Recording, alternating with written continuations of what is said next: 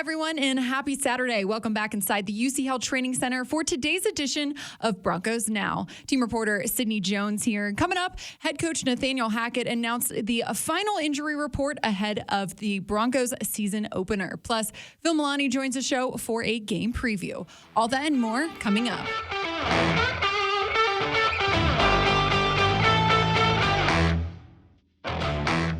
The wait is finally over. The Broncos hit the road to head to Seattle tomorrow as we are now just 2 days away from the team's season opener versus the Seahawks. We heard from head coach Nathaniel Hackett today, and he detailed the challenge that comes with starting the season on the road. It's going to be exciting. I mean, there's a lot of unknown, and I think that's why it is so exciting. The guys have worked so hard together, so I think that it's going to show on Monday night, but there's going to be ups and downs. In this game, you face adversity, so I'm just as excited to see how they respond to those different things that don't go our way. Because when it's going good, it's easy. Everybody's talking, having fun. It's all that kind of stuff, but it's not going to be easy. It's a very good football team in a hostile environment, and how everybody reacts to true adversity is where you get to learn about them. And Coach Hackett cranked up the crowd noise at practice this week in order to help the team prepare for Seattle's crazy atmosphere. I mean, it's loud and it's annoying, and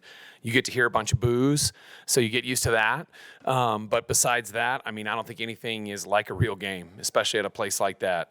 So I don't think you can ever, unless we put earphones on everybody and just turned it up even louder, I don't think you're ever going to get that. But, we tried our best to make it as loud as uncomfortable as we could for those guys. With just about 48 hours until kickoff now, head coach Nathaniel Hackett discusses what his next 2 days will look like. Relaxing. I think, once you get done, for me, once Thursdays, I head out of the building on Thursday, I feel fantastic. Monday, Tuesday, Wednesday, and the first part of Thursday, I'm a little all over the place, trying to organize myself, prepare myself. But, right now, you feel great. You feel energized, got a little extra sleep, had the ability to really put the whole game plan in my mind, what I'm thinking about accomplishing on offense. And now I get to kind of talk with Russell and find out his vision, and then we get to put it all together. So in a great place right now. And with this being the first full week of practices heading into a game, Coach Hackett says he got a good feel for how the schedule is going to go. Yeah, it was a really kind of like the first one, and the amount of reps that those guys got, I think they got a good feel of kind of how the schedule's going to go, how the meetings go, how the installations go. I thought it went good. Obviously, as coaches, we're always going to want more. I think there's more stuff they can do. I thought today was a really good, crisp practice, which was good. I think we can do a little better earlier in the week, but we're also throwing a lot of stuff at them. So we just want to be sure we continually get better throughout the season. We also heard from outside linebacker Baron Browning, and he said he's feeling more and more comfortable being on the outside. I think a lot of, especially since OTAs, it was kind of new to me, especially kind of being there every down. So I feel like every day I've just been more comfortable, and I feel very comfortable now than where I was OTAs. I felt more comfortable in training camp from OTAs, and from this point, from training camp, the first preseason game, I feel more comfortable. Now it's time to take a look at the final injury report. Starting inside linebacker Josey Jewell is unlikely to play on Monday. He's listed as doubtful for the game. Coach Hackett did not rule him out, though. He said they're going to see what happens with Josey over the next 2 days. If he cannot play, the team will rely on a combination of all three inside linebackers, Jonas Griffith, Alex Singleton, and Justin Strnad. Outside linebacker Randy Gregory, wide receiver KJ Hamler, and offensive lineman Billy Turner were all listed as questionable. And Jonas Griffith was a full participant today. And I caught up with Phil Milani earlier this week for a game preview. Take a listen. Phil, thanks for joining me again this week. Sid, thank you for having me on. I'm so fired up for this game. I can't wait. Me too. 2 times on Broncos Now this week. The people can't get enough of you, Phil. I'm a high in-demand kind of guy. You are. Well, Phil, just one more day until the team hits the road to head to Seattle. So let's dive into this Broncos-Seahawks Monday night matchup. Obviously, the big storyline being Russell's return to Seattle. We've talked about it all week long. What are you expecting to see from him Monday night, emotionally, but also as he takes the field? I think that he's going to have something to prove. There's been so much reporting this week about him leaving Seattle and how everything went down there. ESPN did a whole in-depth piece. Yeah. I think that when you hear from Russ, like he said this week, that he still believes he's one of the best in the world, I think that he is out to prove a little something, you know. Hey, you guys doubted me. You didn't think I still had it. Well, guess what? Look, I still am one of the best. Yeah. And so I think he wants to prove that, but at the same time, he's got to play within the system. He's got to let, you know, Nathaniel Hackett, it's his offense, you know, blended with what Russ likes to do. Let it just take care of itself. You're playing out there with a lot of really good teammates, run the football a lot. And I think that if you can sort of weather that storm at the beginning of the game, the fans and the energy at Lumen Field, it's going to be exciting. If you can get over that emotional hump, just play football, I think the Broncos will be fine. Well, looking at the offense as a whole, Phil, what would a successful first game look like for them, you think? Obviously, like we mentioned, new offensive scheme, new head coach, new quarterback, et cetera. I mean, I think that the fans, they want to see a couple of deep shots. You know, when you talk about Russell Wilson, probably one of the best deep ball throwers in the NFL, the moon ball, Sid. That's what everybody likes to call it. Maybe if you connect on a couple of deep shots like that, a couple of touchdown passes, maybe no interceptions. Maybe you're in the upper 20s, I think would be successful. Yeah. If you ask me, maybe you run the ball, get Javonte Williams, Melvin Gordon, if you get them going a little bit. Avoid taking any big sacks for Russ. I think that would be a successful first game. I think that, anytime a new system is coming together, it's going to take a couple of weeks to really get going. So if you could just get out of Seattle with a win first and foremost, but then, somewhere in that upper 20s, maybe Russ throws a couple of touchdowns, maybe a couple of running touchdowns, and then get out of there with a win. I'm definitely excited to see that Javonte Williams, Melvin Gordon duo again. Phil, on the defensive side of the ball, I feel like we really haven't talked that much about the defense just because of all the news surrounding Russell in this offense, but I think they're going to be pretty dominant this year. I love the new additions of DJ Jones, Randy Gregory.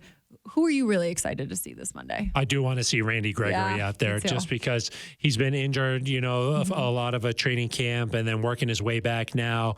You just see his physical presence out there just doing individual drills. And you're like, man, this guy. Yeah. He doesn't have like the insane sack totals like in his career, but he has a lot of like plays that he makes. He forces a lot of fumbles. He just makes plays out there. And I think Bradley Chubb had a really great line. He said like his arms are so long that he could stand up straight and scratch his knees. He said something like that. I just really want to see what that duo looks like. Bradley Chubb on one side, Randy Gregory on the other side. See if they can get after Geno Smith a little bit. And then, of course, I'm looking at Pat Surtain. I mean, there's been so much hype about him coming into the season. You expect him to get matched up against DK Metcalf at least some of the time. Tyler Lockett, too. I just want to see him and see what kind of steps he's taken this year. I think he's always had the physical tools, but maybe now if the mental side of the game even gets a little bit better, he could be really, really dominant. Phil, you mentioned Pat and some of those Seahawks receivers. What do you think's the matchup to watch this week? Maybe one of those? Probably DK Metcalf and Pat Surtain. Yeah. Just because they're two big physical guys. You know that Geno Smith's going to be looking DK Metcalf's way. DK just signed a new deal there in Seattle.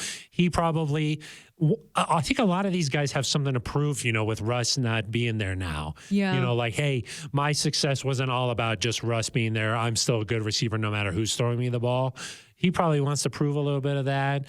And Pat, wants to just take that next step in his career. So he wants to live up to the hype heading into the season. So I really think this Broncos secondary could be special this year. I think so too. K'Wan Williams, another addition. And I just think that the combination of this whole unit could be really, really good.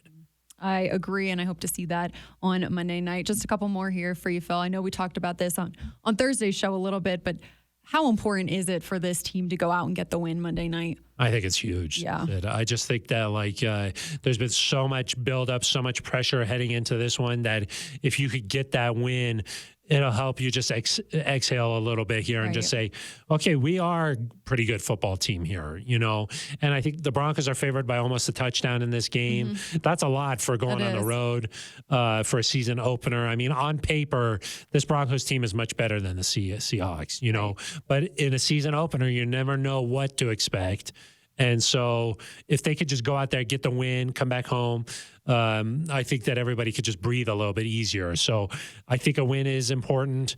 This AFC West is so good that if you want to make the playoffs, if you want to have a chance at winning the division, you're going to have to win 11, 12 games, And so if you're favored by a touchdown in a game, you better win that one. Yeah.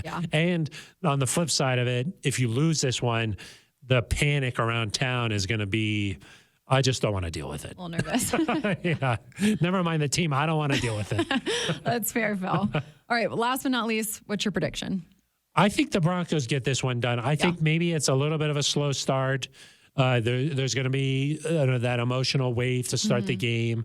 I do think that Seahawks fans are going to cheer him. I just think that he's brought so much to Seattle. They won the Super Bowl, but even away from the field, he's done so much for the city, for that community. The Walton Payton Man of the Year a couple of years ago.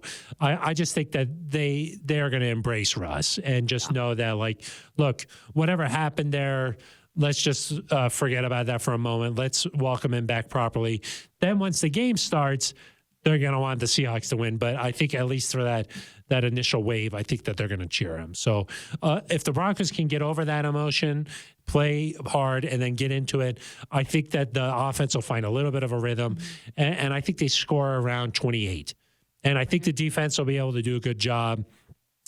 It's going to be a tough night, I think, for Geno Smith. He's going to want to show that he can quarterback this team. And I think the Seahawks score around 13. So I'm going to say 28-13.